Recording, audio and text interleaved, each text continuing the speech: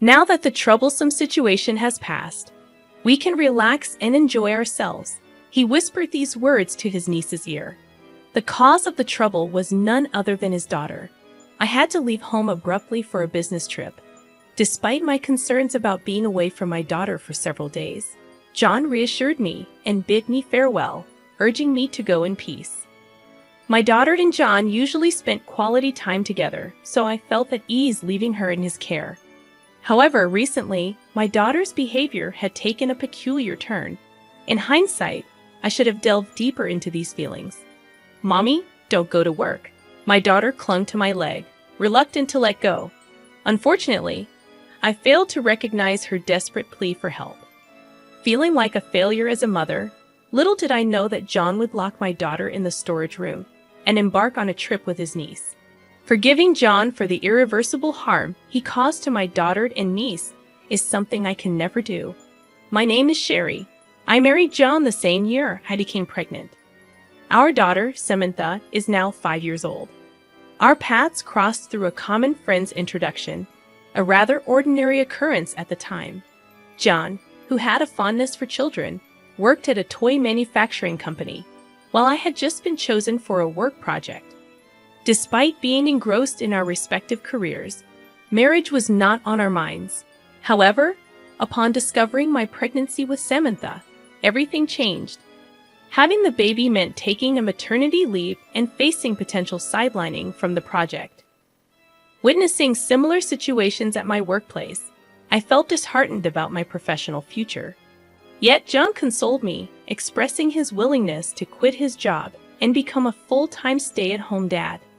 He had taken his current job with the hope that our future kids would play with the toys he helped create. John had already played a role in developing several products, some of which were already on the market. His dream was for me to fulfill my potential. These words prompted me to decide to have our daughter. I explained the situation to my company and returned to work 3 months after giving birth. Despite a slight gap, I managed to stay on the project, gaining valuable experience. Returning to work so soon after childbirth was challenging, but the thought of John and Samantha waiting at home fueled my determination. Currently leading a newly launched project, I strive to leave work on time by working remotely during weekdays. Although weekends, work, and business trips are sometimes inevitable, my daughter remains supportive, encouraging me with strong words. The concept of a full-time stay-at-home dad was not fully understood by society. But as a family, we harmonized our roles, leading to a happy life. One day, my sister-in-law discussed her divorce with us. Her husband, 10 years her senior, had frequent clashes due to differing opinions. The final straw was when he raised his hand against her. The divorce brought relief to my sister-in-law, who no longer had to witness her daughter Lily cry. Lily, an 11-year-old, had experienced the violence firsthand, prompting the decision to divorce. John, with his usual sense of humor, offered support, jokingly saying, "If you ever need anything, just say the word. I'm always home." Although it brought laughter, we nodded in agreement with John's sentiment. His words played a crucial role when John decided to quit his job and become a full-time stay-at-home dad. It's not about being a man or a woman these days. Whoever can do it should. Without my sister-in-law's support, we might not have maintained a good relationship with our in-laws. Our happiness owes part of its existence to her. Expressing gratitude, she mentioned considering a move to our neighborhood. We welcomed the idea, ensuring her that it wouldn't be a bother. Facing the need to leave the rental apartment shared with her ex-husband, she pondered returning to her in-laws' house an hour away. However, this would complicate her commute, and Lily would have to change schools. Fortunately, our house was within Lily's school district.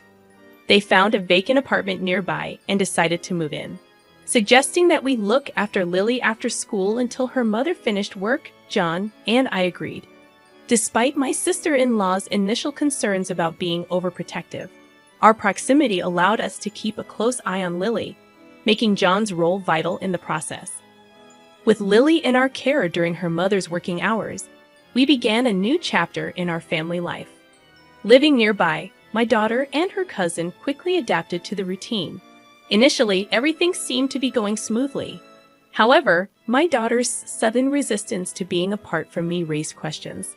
Accustomed to seeing me off to work from a young age, I assumed she was comfortable with the routine.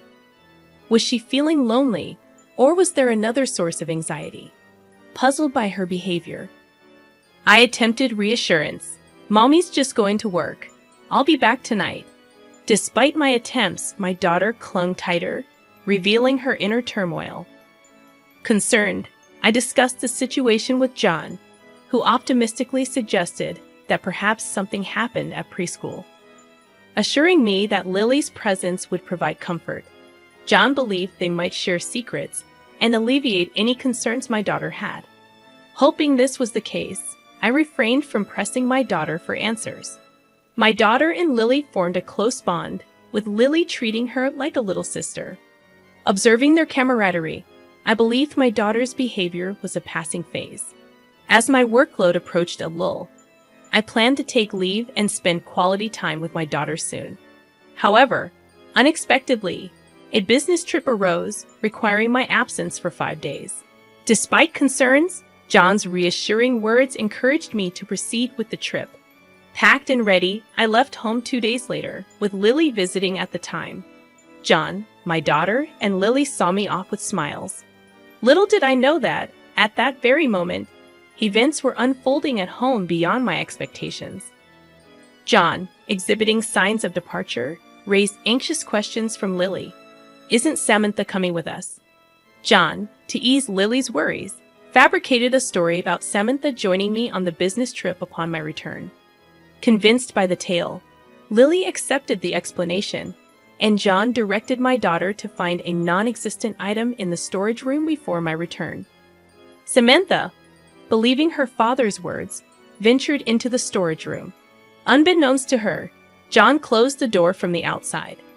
Oblivious to the unfolding situation, my daughter did not notice the door being shut. John, muttering about the nuisance being gone, left with Lily for their trip, unknowingly leaving my daughter trapped in the storage room. Upon John's return 4 days later, he cheerfully chatted with a saddened Lily. Blissfully unaware of the events in his absence, John was shocked when he saw the storage shed and remembered he had left his daughter behind. Panicking, Lily rushed to the shed, where an unidentifiable liquid seeped out from under the door. John, attempting to stop Lily, confessed the truth about leaving Samantha behind. Lily, in shock, tried to open the shed door, only to be halted by John. The revelation left her devastated. The realization that Samantha was left in the shed, contrary to what John had assured her, prompted Lily to blame him. John, trembling and admitting his mistake, faced Lily's accusations. Witnessing this, I finally spoke up, questioning John's actions. My voice, cold and filled with anger, sent chills down my spine. Even my daughter, standing beside me, mirrored the intense emotions. John, turning around to face us, was frozen in shock. Sherry, contrary to John's astonishment, Lily burst into tears upon seeing Samantha. Hugging Samantha tightly, Lily expressed relief that she was safe. Samantha, avoiding eye contact with John, reciprocated Lily's embrace. I couldn't help but wonder about the emotional toll these events had taken on the innocent children. I stood protectively in front of my daughter Samantha and niece Lily, yet John showed faint concern. "I'm glad you're safe," he muttered towards Samantha. "Glad she's safe after you left her behind."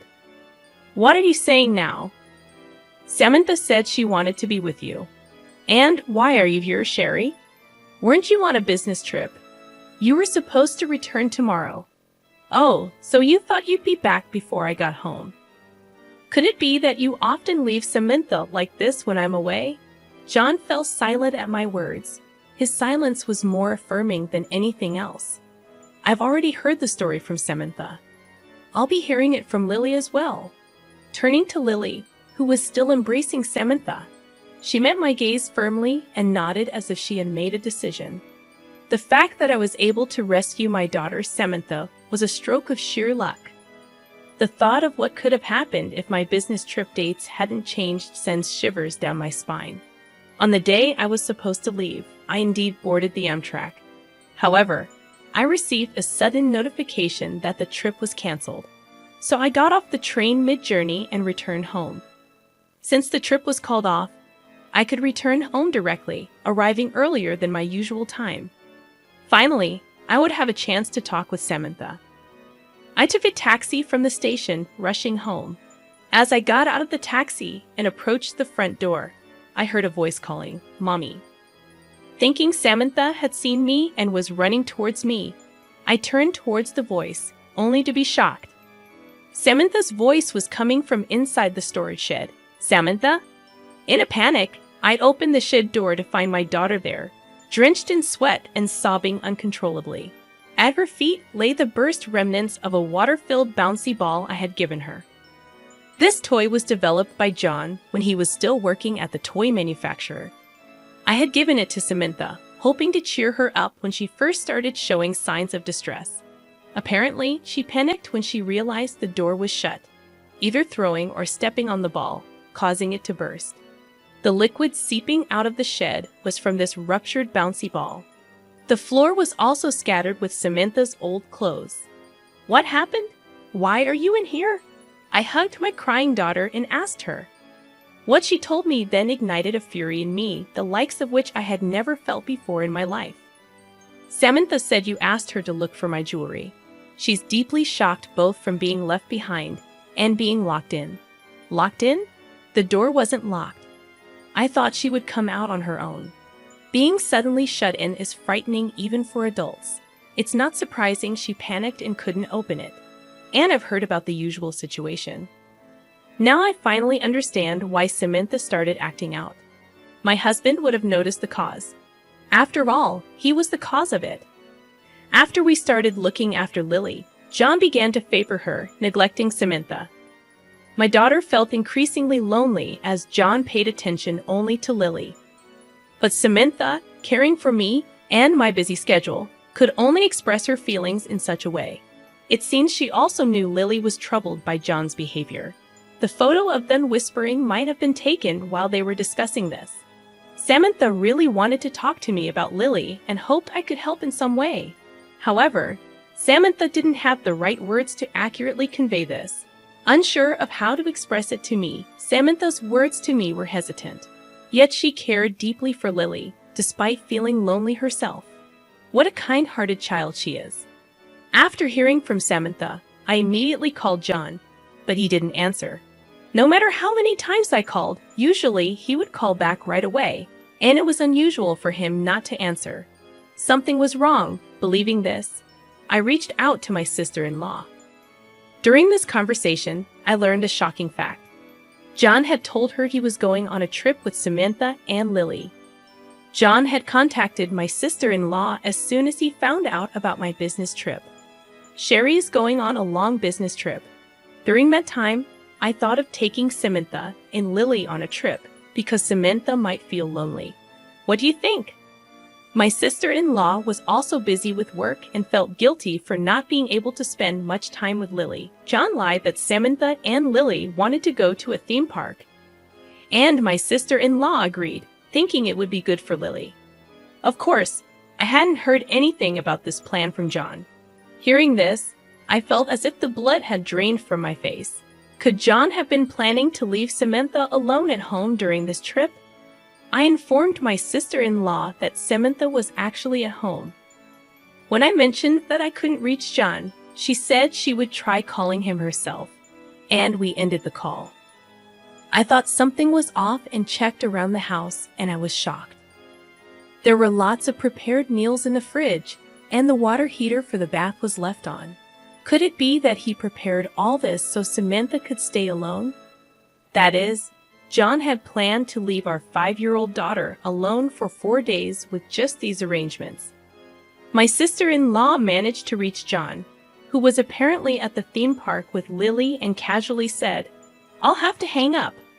Our turn for the attraction is coming." She also received pictures of Lily alone at the park, confirming Lily's safety. Angry yet relieved about Lily's safety, my sister-in-law and I decided to wait for John and Lily's return. "John, perhaps as an alibi, had sent me a picture of Samantha and Lily, which must have been taken previously at our house. My sister-in-law received photos of Lily playing at the theme park. There was even a fake story of the two having fun together to pretend for it. And so John, believing he had fooled us, returned home in high spirits, having completely forgotten about the daughter he left behind. Why did my husband want to go on a trip with only his niece so desperately?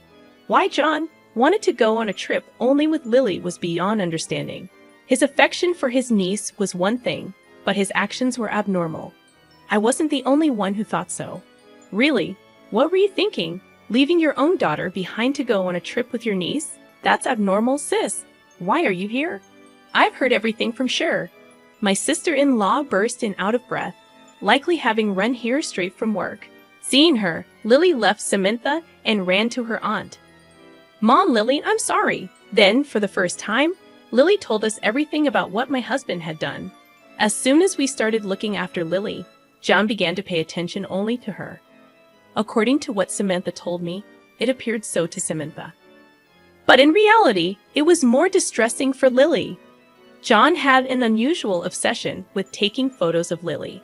At first, Lily agreed to John's request for photos, believing they were to be sent to her mother, and she smiled for the camera.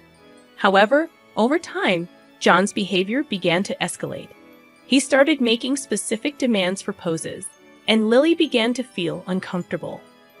But when Lily once refused and said no, John threatened her, saying he would tell her mother, making it seem like he was blaming Lily for not complying. Lily is a naughty girl for not listening. Maybe I should tell your mom that we can't look after you anymore. She would surely be troubled then.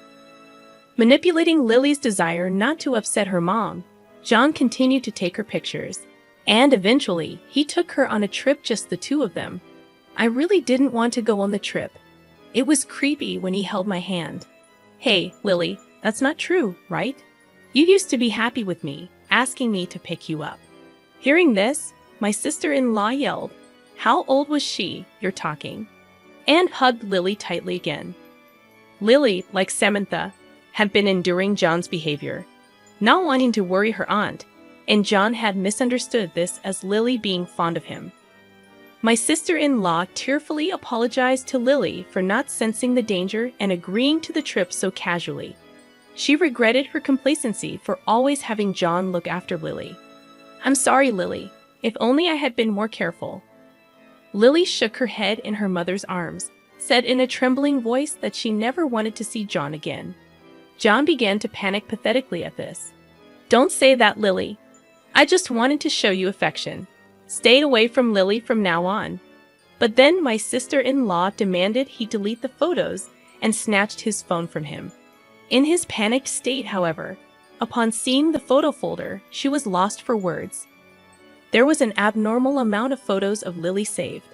Lily's expressions in the photos seemed like forced smiles, but it was clear she was frightened. In retrospect, all the photos John sent never had Lily looking directly at the camera. John must have noticed the change in Lily's expressions too.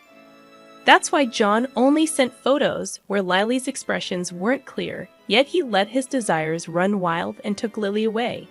Disgusting. I felt nauseated by John's abnormal behavior. My sister-in-law, holding the phone tightly, seemed frozen in place. We both shielded our daughters behind us, confronting John. There was no way I could forgive him for leaving Samantha behind, and I didn't want him near our daughters ever again. All feelings of affection had vanished in an instant.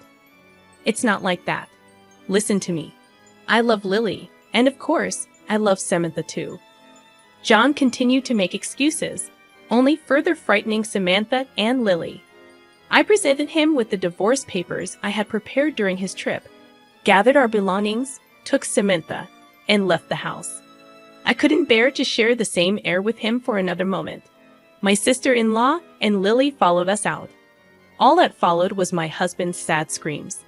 Afterward, I took my sister-in-law and Lily to their parents' house and informed them about John's behavior. When I mentioned leaving him with the divorce papers, my in-laws promised to handle everything from there. They assured us they would prevent John from approaching us again. Lily finally seemed to find some peace upon hearing their words. My sister-in-law and Lily decided to stay with my in-laws for the time being, planning to sort out work and school later. Though it likely meant Lily would have to change schools, we couldn't discount the possibility of John lurking around her school route. Samantha and I decided to return to my parents' home too. During John's trip, I had been managing work, household chores, and childcare alone. Thankfully, Samantha was a resilient child, and I felt confident that we could manage well on our own. Living without John, just the two of us, seemed entirely feasible. Those hellish 4 days indeed contributed to my newfound confidence. For a while, we'll live at my parents' house, grateful for their kindness. But I plan to move closer to my workplace before Samantha starts elementary school. We started our new lives, but John was still stuck in the past. Thanks to my in-laws, I was able to finalize the divorce from John without ever having to see him. But he continued to call afterward and even showed up at my parents' house, despite being cut off by my in-laws from any contact with me, my daughter, and the residents of his parents' home. John pathetically tried to seek reconciliation. I can't imagine a life without Cher and Samantha. His words only instilled fear in me. I asked my parents to contact the police, who came and took away John, who was screaming at our doorstep. He was served a restraining order by the police and finally seemed to understand he was alone. All this destruction was his doing, and it was too late for regrets. I wondered how John, having been a stay-at-home dad, planned to live since then, but that was no longer my concern. Samantha had been down for a while after the incident, but she's finally starting to smile again. Though divorced from John, we still keep in touch with my sister-in-law and Lily, and their smiles are returning too, to overwrite the traumatic memories of the theme park with Lily. We are planning a trip there, just the four of us. I'm looking forward to creating many happy memories for Samantha and Lily.